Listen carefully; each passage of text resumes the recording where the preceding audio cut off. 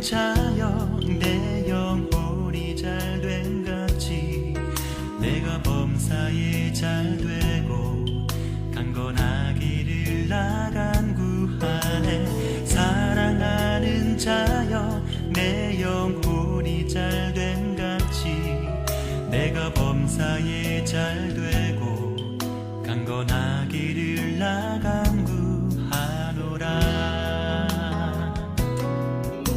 주의 그 사랑 안에서 그대를 보내사 만나게 하시고 교제케 하시며 하나 되게 하신 나의 주님 참 감사합니다. 이런 소중한 그대를 바라보며 나 고백하고픈 말. 이 새벽에 함께 하신 여러분을 사랑하고 축복합니다. 오늘 말씀은 베드로후서 3장 1절에서 7절까지 말씀, 우리가 앞서 말씀을 잘 읽었죠. 베드로 사도는 자신이 두 번째 편지를 쓰고 있음을 오늘 3장 1절에서 이야기를 하고 있습니다. 왜 첫 번째 이야기하지 않을까요? 사실 어찌 보면 베드로의 마음이 참 급해서 바로 본론으로 들어간 것일 수도 있고요. 다시 한번 강조하기 위해서 이 편지, 두 번째 편지를 쓰는 이유를 말하기 위함이기도 했겠지요. 저희 베드로후서 3장의 이야기를 보면서 주님이 다시 오신다는 확실한 재림의 약속, 다시 오심이 재림이죠. 그것에 대한 약속을 붙들고 살아야 되겠다라는 생각을 좀 다시 굳게 마음먹게 됩니다. 그리스도인에게 계속 강조하는 이야기, 베드로 사도가 강조하는 이야기 뭐죠? 주님 다시 오신다. 재림신앙입니다. 많은 사람들이 이 땅에서 살면서 재림신앙은 생각은 분명히 할 거예요. 주님이 다시 오신다. 그런데 그게 얼마나 깊이 또 얼마나 무겁게 다가오고 있을까요? 사실 이 장에서 악한 사람들, 거짓 교사들이죠. 그들은 심판받지 못할 사람들이고 부패하여져 썩어져 멸망당할 사람들이다. 사라져버릴 사람들이다 라고 베드로 사도는 이야기했단 말이에요. 그러면서 우리의 모습이 그들의 삶을 쫓아가지 않도록 경계하고 있고 경고하고 있어요. 베드로 사도가 계속 강조하는 게 뭐였죠? 그들의 부패함, 그들의 썩어짐, 그들의 잘못된 신앙들을 이야기하고 있어요. 경건의 모습은 있는 것 같지만 경건은 부인하는 자들이었단 말이에요. 이런 일들이 얼마나 많이 있어요. 겉과 속이 다른 사람들이죠. 베드로 사도는 이것을 아주 분명하게 이야기하고 있고, 또한 바울 사도도 디모데서 후서에서 이야기하고 있단 말이에요. 우리가 이 말씀을 잘 깨달으면 분별력이 생기게 돼요. 진짜 신앙을 가진 사람과 그렇지 않은 것. 우리가 재림신앙을 가져야 되는 이유가 바로 여기에 있는 거예요. 올바른 것을, 참신앙을 분별하기 위함인 거죠. 사실 재림신앙을 강조하는 것은 나쁘지 않습니다. 많이 강조해도 지나치지도 않아요. 그런데 왜 이것들을 많이 강조하지 못할까요? 대부분 이 현세, 지금 우리가 살아가고 있는 지금의 삶에 많이 묶여 있기 때문이에요. 거기에 많이 초점을 두고 살고 있기 때문이에요. 사실 저도 그렇게 설교를 합니다. 그러나 중요한 건 그리스도인에게 꼭 필요한 3대 신앙, 4대 신앙 또 이렇게 얘기하는데 그것들을 꼭 붙들고 있어야 된다라고 말씀을 드렸죠. 그래서 우리 안에 성육신을 부인하는 자들에게서 우리가 그들을 떠나가야 되고 그들의 부인에 흔들리지 말아야 되고, 그래서 제가 주일날 성육신을 부인하는 사람들을 우리가 배척해야 되는 것을 알게 됐고, 또 우리가 예수님과 깊은 사귐, 또 성도와 성도의 깊은 사귐 이야기했잖아요. 베드로 사도가 강조하는 것은 아주 분명해요. 어떤 목적이 있죠? 자, 1장 12절에서 15절에서 베드로 사도가 계속 강조한 단어가 있단 말이에요. 문장이 있는데 뭐예요? 기억을 되살리려, 일깨우려, 기억을 일깨우려. 이렇게 3번이나 강조를 해요. 자, 이런 것처럼 오늘 1절과 2절에서도 같은 말을 반복해요. 1, 2절 3번역본 볼까요? 사랑하는 여러분, 나는 여러분에게서 이 2번째 편지를 쓰고 있습니다. 2편지로 나는 여러분의 기억을 되살려서 여러분의 순수한 마음을 일깨우려고 합니다. 그렇게 해서 거룩한 예언자들이 이미 예언한 말씀과 주님이신 구주께서 여러분의 사도들을 시켜서 주신 계명을 여러분의 기억 속에 되살리려는 것입니다. 지금 1절과 2절에 기억을 되살려, 그리고 1절 후반절에 순수한 마음을 일깨우려고 한다는 말은 동의어예요. 되살리고 일깨운다는 것은 이것을 상기시켜 주는 거예요. 거듭 상기시켜 준다 라고 하는 거죠. 현대인의 성경에서는 이 부분을 상기시켜 주려 한다라고 얘기를 하고 있어요. 자, 이렇게 일깨우려 하는, 즉 일깨운다라고 강조하는 이유가 있어요. 무엇을 강조하냐? 뭐 어떤 것을 일깨우려 하냐? 첫 번째, 진실한 마음, 순수한 마음을 일깨운다. 순수한 마음을 일깨우는 거예요. 이 순수한 마음이라는 것은 다른 게 아닙니다. 바로 하나님을 사랑하는 마음, 예수님을 사랑하는 마음이에요. 순수하다라는 것은 우리가 때로 백자 같은 또는 뭐 하얀 종이 같은 그런 얘기 하잖아요. 아무 때가 묻지 않는 세상의 것에서 전혀 세상의 때가 묻지 않는 이런 표현을 쓰는 게 맞겠죠. 그러니까 순수한, 이것은 육체적인 것도 있겠지만 또 한 가지는 영적인 부분이에요. 우리 마음, 생각도 마찬가지죠. 자, 이런 것들을 일깨우고 또 2절에 예언한 말씀과 예수님께서 주신 계명을 기억 속에서 되살리려는 거예요. 되살린다라는 의미를 우리가 좀 자세히 볼게요. 되살린다라는 것은 떠올리게 하는 거죠. 이것을 상기라고 얘기를 하는 거예요. 떠올린다라는 의미를 잘 본다면 그동안 사도들이 왜 이런 말씀을 거듭 강조했는가? 1장과 2장, 베드로후서 1장과 2장에서 한 말씀이 바로 그거예요. 거짓 교사들의 모습은 이것을 다 잊어버렸어요. 그래서 어떻게 해요? 따르지도 않고 이것들을 기억하지도 않고 자신들의 현재적 즐거움을 위해 사는 짐승과 같은 모습이라고 그랬잖아요. 여러분, 우리가 믿는 사람들인데 짐승과 같은 모습으로 산다면 이건 믿는 사람의 모습이 아니죠. 개역개정에서는 이성이 없는 짐승이라고 표현을 한단 말이에요. 이성이라는 것은 자각하지 못하는 거예요. 내가 무엇을 해야 되고 하지 말아야 되고 절제해야 되고 또 훈련해야 되고 이거 알아야 되는데 그게 없는 거죠. 자, 이렇게 계속 강조한 이유는 뭐예요? 썩어져가는 옛사람의 습관을 따르지 않도록 하기 위함이고요. 거짓 교사들의 유혹에서 성도들 자신들이 자신의 삶을 지켜가기를 원했기 때문이고, 또 2장에서 거짓 교사들이 어떤 사람들인지 그들의 본성과 본질을 거듭 말하면서 그들의 정해진 심판, 피할 수 없는 멸망의 길을 따라가지 않도록, 성도들이 따라가지 않도록 하기 위함이라는 겁니다. 그래서 성도는요, 하나님의 귀한 은혜를 입고 구원을 받을 사람들이기 때문에 구원의 은혜를 놓칠 수 있음을 2장 20절에서 22절에 강조한 거예요. 그러니까 우리가 이스라엘 속담을 22절에서 베드로 사도가 딱 이야기하잖아요. 개가 토한 것을 다시 주워먹고 돼지가 깨끗해졌음에도 불구하고 다시 진창에 구르는 그런 것을 이야기하는 건 뭐죠? 네, 이 부분이 우리가 예수님을 놓치면 다시금 그렇게 죄의 생활, 더러운 삶의 생활로 돌아간다라는 거예요. 이것은 멸망의 길인 거고 부패의 길이요, 또 썩어지는 길이란 거죠. 그러기 위해서 우리는 성령께서 주시는 분별력을 가지고 있어야 된다는 거예요. 그러한 길을 가지 않기 위해서, 네, 이게 맞겠죠. 우리는 성령께서 주시는 분별력을 가지고 있어야 된다라고 어제 말씀드린 겁니다. 로마서 12장 2절 개역개정에 보면 너희는 이 세대를 본받지 말고 오직 마음을 새롭게 함으로 변화를 받아 하나님의 선하시고 기뻐하시고 온전하신 뜻이 무엇인지 분별하도록 하라. 분별하도록 하라. 분별이라는 것은 구분하도록 하라는 거예요. 무엇이 옳은 것인지 무엇이 그른 것인지 알아야 되죠. 저에게는 지병이 있습니다. 좀 우스운 지병인데 통풍이 있어요.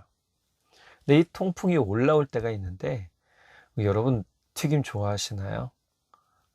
오징어, 새우, 게 좋아하시죠? 저도 굉장히 좋아합니다. 이런 거를 먹으면 요산이 쌓이고 통풍이 다시 재발해요.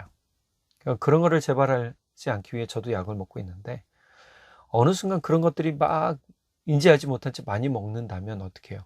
저는 고통 속에 시달리겠죠. 그래서 그 고통을 겪지 않으려고 많이 먹지 않아요. 그래서 절제가 들어가게 됩니다. 분별이란 바로 이런 거예요. 내가 나를 위해 하지 말아야 될 것, 또 주님의 기쁨을 위해 하지 말아야 될 것인지 무엇인지를 분별할 수 있게 되는 거예요. 이 세대의 악을 쫓아가지 않을 수 있는 분별력이 생기는 거예요. 딱 이 어떤 일이든지 어떤 말이든지 뭐죠? 이것은 나쁜 것이다. 이것은 좋은 것이다. 옳은 것이다. 라는 게 딱 들으면, 보면, 생각하면 분별이 되는 거예요. 구분이 되는 거죠. 구별이 된다라고 할 수 있어요. 베드로 사도가 강조한 순수한 마음을 지키는 것도, 예언한 말씀과 예수님께서 주신 사랑의 계명을 지키는 것도 그래서 항상 기억하고 있어야 되는 거죠. 요한 사도는 요한복음을 통해서 예수님께서 사랑의 계명이 무엇인지를 분명하게 알려주신 걸 보여주고 있어요. 요한복음 13장 34절 개역개정에 새 계명을 너희에게 주노니 서로 사랑하라. 내가 너희를 사랑한 것 같이 너희도 서로 사랑하라. 새 계명은 뭐예요? 성도와 성도가 서로 깊은 사랑의 사귐을 가지는 거예요. 이 사랑의 사귐이 있으면 예수님이 우리 안에 계시다라고 하죠. 요한일서에서도 그 부분을 아주 분명하게 이야기해주고 있었잖아요. 그러니까 우리가 이 말씀을 잘 보면 이 말씀 안에 우리가 지켜야 되고 우리가 어떤 것을 따라야 되는지를 알려주고 있어요. 예수님께서 이미 알려주셨단 말이에요. 요한복음 14장 15절 세번역본에 보면 너희가 나를 사랑하면 내 계명을 지킬 것이다. 예수님은 아주 분명하게 얘기하세요. 너희가 나를 분명히 사랑하고 있다면 너희는 내가 명령한 계명을 지켜야 한다라고 하시는 거예요. 그 계명이 뭐였어요? 앞서 13장 34절에 말씀하신 사랑의 계명이에요. 이 사랑의 계명을 잘 지키고 있어야 바로 뭐예요? 예수님을 사랑하고 있다라는 것을 보여주는 거죠. 요한복음 15장 12절 현대인의 성경본에 보면 내가 너희를 사랑한 것처럼 너희도 서로 사랑하여라. 이것이 내 계명이다. 다시 한번 강조하시죠. 13장에서 그리고 15장에서. 그러니까 이 사랑의 계명은 계속 예수님이 지금 강조하고 계신 거예요. 이 사랑의 계명은 지금 우리 안에서 이루어지고 있어야 되고요. 계속적으로 완성되어진 주님의 사랑을 이루어가는 공동체로, 삶으로 되어져 있어야 되는 거죠. 이것이 뭐예요? 곧 순수한 마음, 진실한 마음을 지켜가는 것이죠. 이것을 베드로 사도는 1개월에 하고 있다는 거예요. 우리가 이것을 기억하고 있다면 우리는 하나님 사랑의 본질, 예수 그리스도 사랑의 본질을 붙들고 있게 되는 것이고 이 기억을 통해서 우리가 우리의 믿음을 더욱더 단단하게 만들어갈 수 있다는 겁니다. 하지만 세상 그렇지 않죠. 베드로 사도는 마지막 때를 언급하면서 사람들이 어떻게 살고 있는지 그리고 예수 그리스도를 믿는 믿음을 지키는 사람들을 어떻게 대하는지를 3절 이후부터 알려주고 있어요. 자, 3절 볼까요? 여러분이 무엇보다 먼저 알아야 할 것은 이것입니다. 마지막 때에 조롱하는 자들이 나타나서 자기들의 욕망대로 살면서 여러분을 조롱하여 이렇게 말할 것입니다. 그리스도가 다시 온다는 약속은 어디 갔느냐? 조상들이 잠든 이래로 만물은 창조 때부터 그러하였듯이 그냥 그대로다. 자, 이 본문들을 통해서 우리는 사람들이 어떻게 살고 또 믿는 이들을 어떻게 대하는지 알게 되는데 첫 번째, 사람들은요 자기 욕망대로 살아간답니다. 자, 3절 중반 후반부에 보면 자기들의 욕망대로 살면서 욕망이란 건 뭐죠? 자기 욕심과 정욕을 따라 사는 거예요. 앞서 2장에서 욕망을 따라, 육신을 따라, 정욕을 따라 사는 사람들의 모습을 베드로 사도는 아주 적나라하게 이야기했잖아요. 그 모습을 보면서 베드로 사도가 어떤 것을 이야기해 줍니까? 네. 노아와 롯의 비유를 들었다고 했잖아요. 자, 그들은 구원을 받았어요. 하나님을 붙들고 하나님을 의지함으로 구원받았단 말이에요. 니느웨 성에 대한 이야기도 마찬가지죠. 그들이 변할 것 같지 않은 사람들이었지만 하나님의 경고가 선포되었을 때 사람들은 회개했어요. 그 하나님이 마음을 돌이키셨다고 했잖아요. 그런데 이 사람들은 경고를 들어도 듣지 않는 사람들이 있더라는 거예요. 바로 자기 욕망과 욕심, 자기 것을 위해 사는 사람들, 하나님을 부인하는 사람들이에요. 자, 이 사람들은 썩었어요. 우리가 노아 시대 때 이야기했듯이 세상이 썩었고 땅이 썩었고 사람들의 삶이 속 깊은 곳까지 썩어버렸다고 알려주고 있잖아요. 자, 이들은 이렇게 썩어버렸어요. 그러니 이들은 부패해서 없어질 사람들이라고 베드로 사도는 이야기했다는 거죠. 하나님을 부인하고 세상을 따르는 사람, 육신의 만족을 위해 사는 사람은 결코 생명을 얻을 수가 없습니다. 그러나 예수 그리스도를 따르는 길에는 생명이 있지요. 요한복음 6장 48절 개역개정에 내가 곧 생명의 떡이니라. 예수님 자체가 생명이세요. 요한일서의 말씀에도 나오죠. 이 생명의 말씀이라고 나오잖아요. 우리가 요한복음 1장에도 보면 말씀에 관해서 그리고 생명에 관해서 이야기하고 있었잖아요. 히브리서 10장 20절 현대인의 성경을 보면 그분은 우리를 위해 자신의 몸인 휘장을 찢어 새로운 생명의 길을 열어놓으셨습니다. 예수님은 생명의 길을 열어주신 분이시고 예수님 자신이 생명이세요. 그러므로 우리는 뭘 해야 되느냐? 우리의 욕망대로 사는 습관들을 이제 벗어버려야 돼요. 나를 만족하게 하는 세상의 것을 다 놔버려야 돼요. 돌아보지 말아야 돼요. 쳐다보지 말아야 돼요. 제가 주일날 그랬잖아요. 로마서 16장 19절 선한 데는 지혜롭고 악한 데는 미련하라.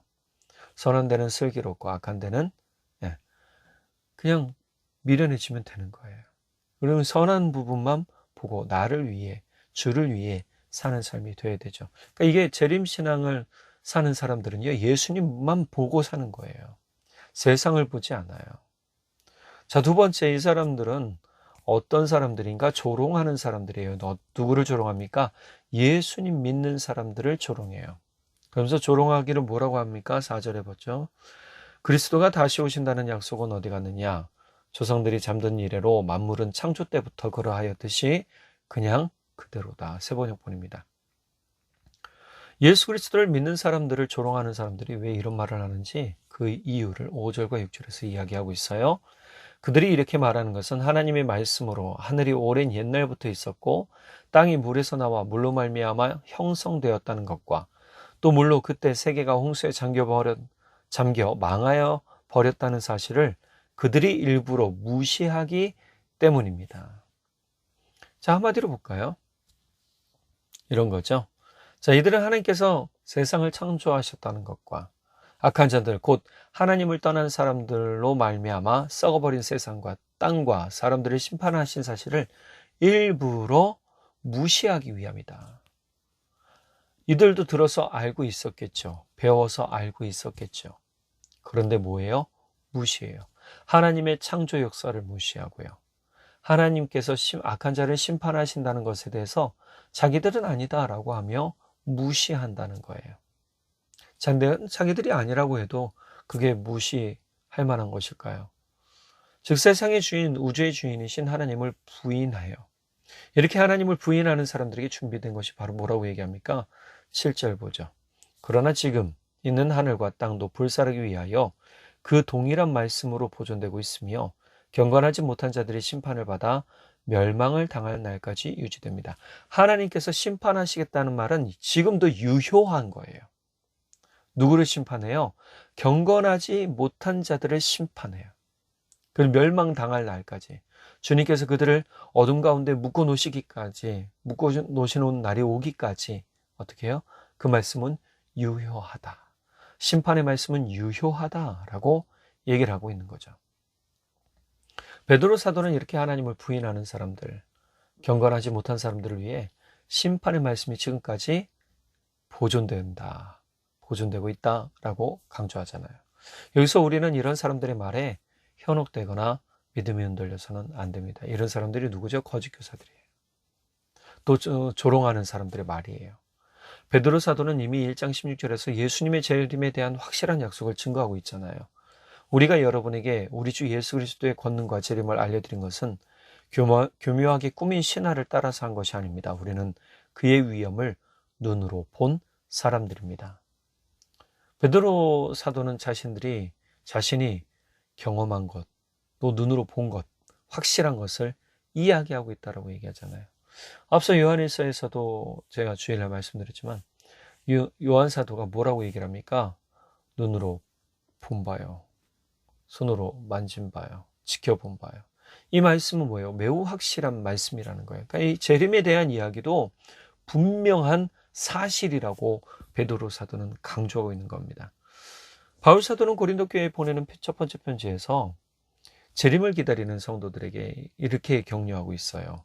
고린도전서 1장 6절에서 8절 현대인의 성경입니다. 여러분은 그리스도에 대하여 증거한 말씀을 굳게 믿고 모든 영적인 축복을 누리면서 다시 오실 우리 주 예수 그리스도를 기다리고 있습니다. 그분은 재림하시는 날에 여러분이 흠없는 자가 되도록 끝까지 지켜주실 것입니다. 증거한 그리스도에 대하여 증거한 말씀을 우리 성도들은 뭐하고 있어야 되느냐? 붙들고 있어야 돼요. 굳게 붙들어야 돼요. 대충 붙드는 거 아니에요. 아주 꽉 쥐고 있어야 됩니다. 그리고 모든 영적인 축복을 누리면서 다시 오실 예수 그리스도를 기다리는 신앙이 있어야 된다는 거예요. 지금 7절에 뭐라고 그럽니까? 다시 오실 우리 주 예수 그리스도를 기다리고 있습니다. 그분은 재림하는 날에 여러분이 흠 없는 자가 되도록 끝까지 지켜주실 것입니다. 어떻게 할 때? 우리가 예수 그리스도의 복음을 끝까지 붙들고 있을 때 말입니다. 자, 이 말씀 우리에게 귀한 은혜가 되길 바랍니다. 우리가 현재를 살아가는 것도 참 중요하지만 앞으로 오실 주님을 기다리는 재림신앙도 참 중요합니다. 그러니까 주님이 다시 오실 것이란 확신을 가지고 우리는 살고 있어야 되죠. 예수님께서는 분명히 다시 오십니다. 그리고 믿는 사람들을 구원하시며 그들에게 하늘에서 구원의 잔치를 열어주십니다. 어떤 이들이 하나님이 어디 있는가? 예수님이 진짜 다시 오신다고 말씀하셨는가? 확신하는가? 라고 물어볼 때 여러분 뭐라고 대답하실 건가요? 네, 이제부터 나는 확신합니다. 믿습니다. 라고 고백하는 분들이 되시길 바랍니다. 다른 사람들의 조롱에 흔들리지 마시고 오직 예수 십자가 꼭 붙들고 다시 오실 주님을 기다리는 믿음의 성도들이 되시기를 간절히 축복합니다. 제가 좋아하는 찬양 중에 주님 다시 오실 때까지라는 찬양이 있거든요. 그 가사 읽어드리고 기도하도록 하겠습니다. 주님 다시 오실 때까지 나는 이 길을 가리라. 좁은 문, 좁은 길, 나의 십자가 지고 나는 나의 가는 이 길 끝에서 나는 주님을 보리라. 영광의 내 주님, 나를 맞아주시리. 주님 다시 오실 때까지 나는 일어나 달려가리라. 주의 영광 온 땅 덮을 때 나는 일어나 노래하리. 내 사모하는 주님, 온 세상 구주시라. 내 사모하는 주님, 영광의 왕이시라. 기도하겠습니다. 사랑의 주님 참 감사합니다. 우리에게 귀한 은혜의 말씀 주시고 우리를 격려해 주셔서 감사합니다. 우리가 이 땅에 살면서 현재를 살면서 우리의 믿음을 지켜가는 것도 중요하겠지만 중요한 건 예수 복음을 굳게 붙들고 주님께서 다시 오심을 기다리는 믿음이 우리 안에 있어야 될 줄 믿습니다. 주님 우리 안에서 주님을 다시 기다리는 소망들이 있게 하시고 주님 오실 날까지 다시 만날 때까지 우리의 신앙 변치 않도록 우리의 믿음 변치 않도록 성령 하나님 우리의 마음이 단단해지도록 붙잡아 주십시오. 꽉 묶어 주십시오. 십자가에 우리 자신을 못 박고 예수로 사는 은혜로 살도록 성령 하나님 우리를 깨우쳐 주십시오. 우리 자신이 죽어야만 우리 안에 예수의 능력과 은혜, 예수의 영광이 살아나는 줄 믿습니다. 우리 자신의 모든 정욕을 죽이고 오직 예수 그리스도로 사는 우리 모두 되도록 주님 붙들어 주십시오.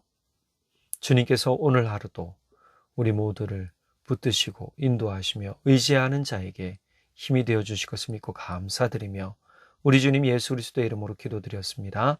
아멘.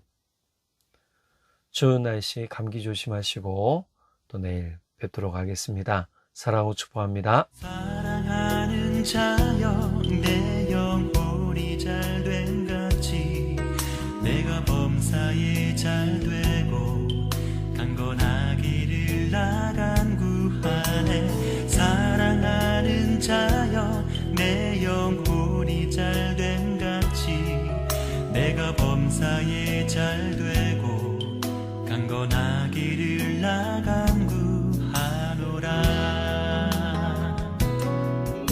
주의 그 사랑 안에서 그대를 보내사 만나게 하시고 교제케 하시며 하나 되게 하신 나의 주님 참 감사합니다. 이런 소중한 그대를 바라